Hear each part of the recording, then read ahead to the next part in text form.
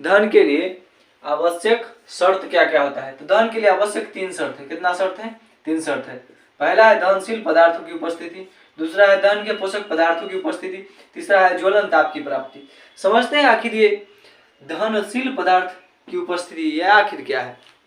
देखिए, दहनशील पदार्थ की उपस्थिति, दहनशील मतलब जलने योग्य, दहनशील का मतलब होता है जलने योग्य। जैसे कि अगर ईंटा, पत्थर, कागज, पहाड़, अगर इसका एग्जाम्पल के रूप में अगर लिया जाए तो ये नहीं जलता है, इसलिए यह अदहनशील पदार्थ है। और जो जल जाता है उसको दहनशील कहते हैं। तो दहनशील पदार्थ का उपस्थिति जैसे कागज, कपड़ा, ठीक है, कुर्सी, लकड़ी, ये सब क्या हो गया? ये सब जलने वाले पदार्थ है, इसलिए इसको क्या बोला जाता है? दहनशील पदार्थ। तो दहन के लिए जो आवश्यक, दहन मतलब होता है जलना, तो जलने के लिए आवश्यक शर्त कितना है? तो 3 शर्त है। पहला, दहनशील पदार्थ की उपस्थिति, मतलब जलने योग्य पदार्थ होना चाहिए। ऐसा नहीं जो पत्थर हो जाएगा तो पत्थर थोड़ी ना जल पाएगा। तो दहनशील पदार्थ की क्या हो जाएगा? उपस्थिति। दूसरा क्या है? दहन के पोषक पदार्थों की उपस्थिति, दहन के पोषक पदार्थों की उपस्थिति। पोषक पदार्थ मतलब समझते हैं, जैसे कि आपको समझा दे, पोषक का मतलब होता है सहायता करने वाला। क्या होता है? सहायता करने वाला। तो जहाँ दहन मतलब जलना होता है, तो जब कोई वस्तु जल रहा होता है, मान लीजिए ये एक कैंडल है जो जल रहा है, मान लीजिए जल रहा है ये कैंडल, और इस कैंडल को अगर हम गिलास से क्या कर दे? इस ढंग से झाँप दे, ढक दे, क्या कर दे? ढक देंगे, तो कुछ देर के बाद ये मतलब कि जलना बंद हो जाएगा, बुता जाएगा, ठीक है। तो इसके बुता जाने का रीजन क्या है? तो जैसे हम गिलास से झाँप दिए तो इसको ऑक्सीजन से संपर्क टूट जाता है और कुछ देर के बाद ये बुझ जाता है, बुझ जाएगा। तो बुझने का इसका पूरा रीजन क्या हुआ? ऑक्सीजन की कमी। यानी ऑक्सीजन क्या होता है? इसका पोषक पदार्थ होता है, इसलिए दहन के लिए पोषक पदार्थों की उपस्थिति। उसके बाद है ज्वलन ताप की प्राप्ति। तो ये ज्वलन ताप को क्या होता है? तो जिस ताप पर कोई वस्तु अगर जलना शुरू करता है तो उसको हम लोग क्या बोलते हैं? ज्वलन ताप कहते हैं। जिस ताप पर कोई वस्तु जलना प्रारंभ करे उसको क्या बोलते हैं? ज्वलन ताप। जैसे कि कागज हो गया, तो मान लीजिए कागज को अगर 10 डिग्री सेल्सियस गर्मी दीजिएगा तो क्या होता है? ढकने लगता है।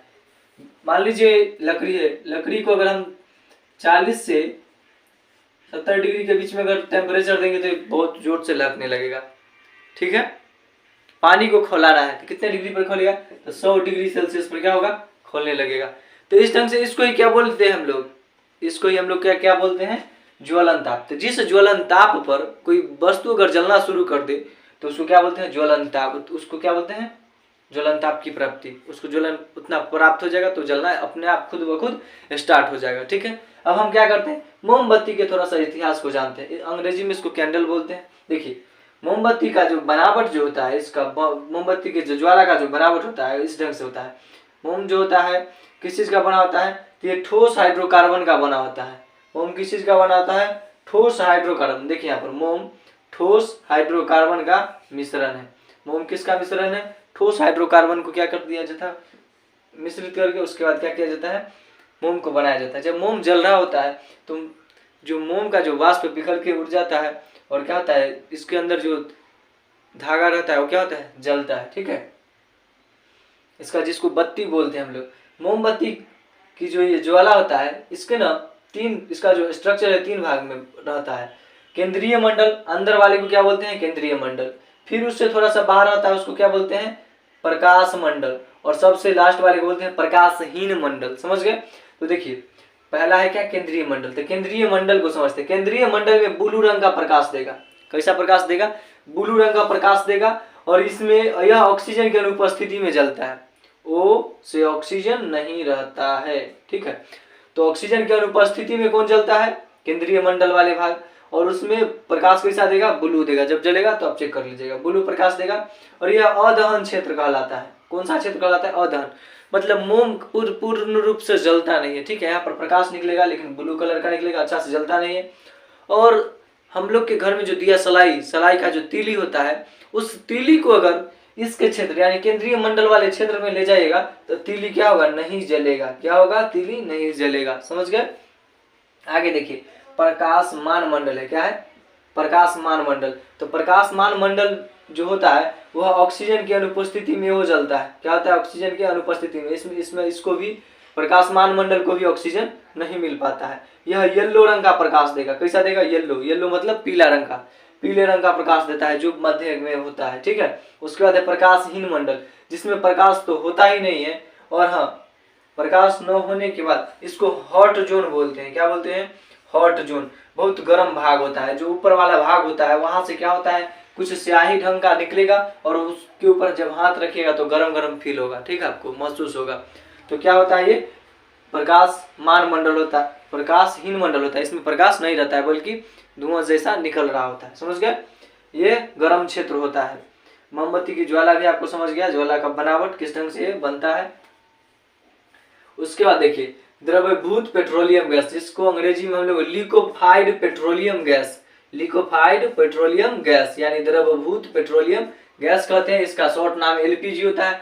इसका जो इस्तेमाल हम लोग करते हैं घरों में करते हैं, ठीक है। एलपीजी जो होता है गैस, एलपीजी गैस ये किस ढंग से बना होता है, तो ये इसका जो इसमें ब्यूटेन और प्रोपेन और एथेन का मिश्रण होता है। ब्यूटेन, प्रोपेन और एथेन का मिश्रण कौन होता है? LPG gas. इसका इस्तेमाल हमारे घरों में किया जाता है, ठीक है, खाना बनाने के लिए, समझ गए। इसका जो मुख्य अवयव है ब्यूटेन है। क्या है? मुख्य अवयव ब्यूटेन है। इसका जब रिसाव होने लगता है, अगर मान लीजिए लीक हो रहा है, क्या हो रहा है? लीक हो रहा है, तो उसके लिए हमको कब पता चलता है? तो उससे गंध निकलता है, इससे हमको पता चलता है। तो गंध युक्त जो पदार्थ रहता है उसका नाम है एथिल मरकैप्टन, जिसका फॉर्मूला होता है C2H5SH होता है, ठीक है। खाने बनाने में इसका क्या होता है? यूज होता है, ठीक है। देखिए आपको बता दें, जो पुराने ज़माने में जो फर्स्ट बार हमारे यहाँ गैस जो बना था उसमें कुछ ऐसा दुर्गंधित युक्त पदार्थ मिलाया नहीं जाता था, और गैस अगर बाय द वे खुला अगर रह जाए तो किसी को पता नहीं चलता था कि गैस खुला हुआ है। जब किसी को पता नहीं होगा गैस खुला हुआ है तब क्या होगा, तो गैस निकलेगा बाय द वे। गलती से भी आग के संपर्क में आया तो क्या हो जाता था? बम मतलब गैस सिलेंडर ब्लास्ट हो जाया करता था। इसलिए साइंटिस्ट ने दिमाग लगा करके एक दुर्गंध युक्त पदार्थ जिसका नाम होता है एथिल मरकैप्टन C2H5SH को क्या कर दिया गया, हमारे गैस के अंदर थोड़ी सी मात्रा में, अल्प मात्रा में मिला दिया जाता है, जिससे कि गैस जब भी रिसाव होगा मतलब निकलेगा या लीक होगा तो उससे गंध निकलेगा, और गंध हमारे नाकों तक पहुंचेगा तो हमको खुद पता चल जाएगा गैस क्या हो रहा है, लीक हो रहा है, ठीक है। तो ये था हमारे एलपीजी द्रवभूत पेट्रोलियम गैस का हिस्ट्री, ठीक है। थोड़ा सा समझ लीजिए, इससे क्वेश्चन किस ढंग से पूछा जाएगा, पूछ लेगा कभी कभी एलपीजी का full form. Liquefied petroleum gas short नाम होता है, इसका खाना बनाने में प्रयोग किया जाता है। इसमें जब रिसाव होता है तो उसके रिसाव को पता करने के लिए उसमें गंधयुक्त पदार्थ क्या मिलाया जाता है, तो एथिल मरकैप्टन मिलाया जाता है, ठीक है। पूछेगा एलपीजी का मुख्य अवयव क्या है, तो ब्यूटेन है। एलपीजी किसका मिश्रण होता है? ब्यूटेन, प्रोपेन और एथेन का क्या होता है? मिश्रण होता है। और ये लेक्चर आपका यहीं समाप्त होता है। आपका ऑब्जेक्टिव का जो सेशन है जल्दी आएगा, और जिसमें कि आपको ऑब्जेक्टिव बहुत ही अच्छे ढंग से करवाया जाएगा, और जैसे ही ऑब्जेक्टिव आपका खत्म होगा फिर नेक्स्ट चैप्टर को स्टार्ट कर दिया जाएगा, ठीक है। मिलते हैं नेक्स्ट क्लास में।